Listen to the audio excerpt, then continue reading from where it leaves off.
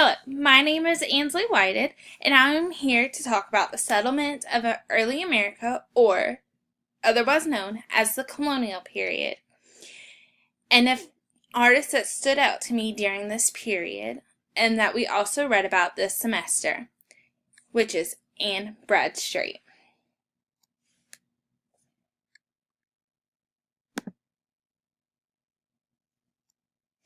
Anne Bradstreet was not only a mother, but also a poet, which at this time was a woman of her own time. Bradstreet stood out and put her education to use, and along the way helped pioneer the way for other women in the future. Anne Bradstreet was highly educated. She studied history and literature in many languages like Greek, Latin, French, Hebrew, and English. She was first published in 1650 in England after a family member actually sent some of her work over to England, and was a huge success. Later works that she created were published after her death, which also was very successful. Bradstreet, in a way, was also a pioneer for women in the future. She proved that you could be a mother, a wife, a caretaker, and work as a writer. She also helped pioneer the way for women to become scholars. Before this, many women did not have an education.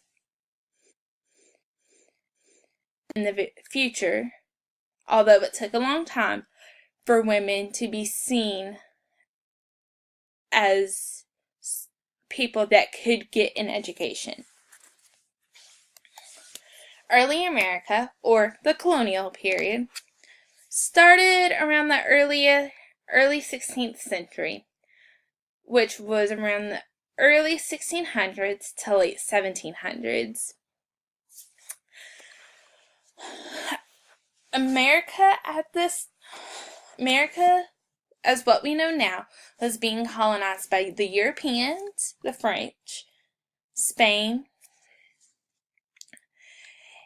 and it was colonized along the East Coast. There were 13 original colonies, and during this time there were many, many conflicts between the settlers and the Native Americans.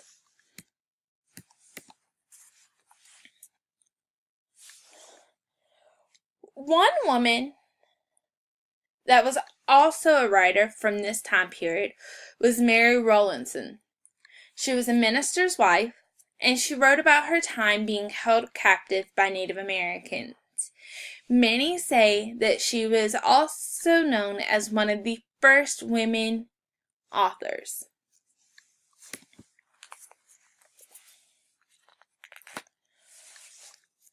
In early America, women were primarily caretakers of children and the home. They cleaned, they cooked, and raised children. Some other tasks that they were dealt were making clothes, doing the laundry, and helping with the livestock. Pretty much anything that revolved around the house.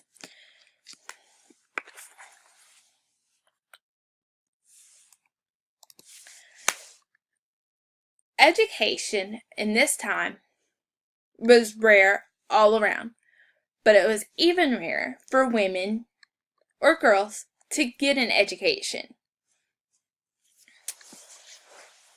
Bradstreet got her education because she came from a wealthy family, and they could afford for her to be tutored in that area.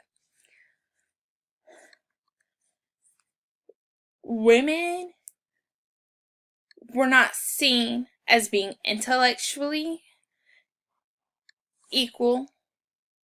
They were seen as being intellectually inferior to men. Educating the girls in the family had very little to no financial benefit for the family.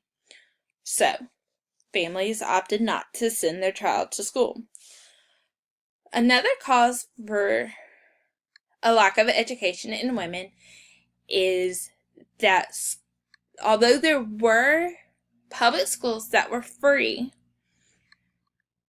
families were very far apart and very far from the schools.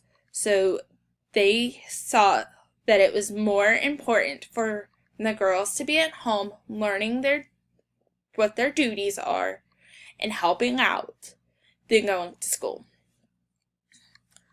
If a girl did go and get an education, they went to what they call a dame school, which often or not, the teachers were either not intellectually or were not educated themselves or had very little education. Although we are seen as equals today to men, educationally, in every other aspect of life, we can owe a small thank you to Anne Bradstreet because of her courageousness to step up and actually become a writer. She was able to show that women can do anything a guy can do. Again, thank you so much. I hope you enjoy this.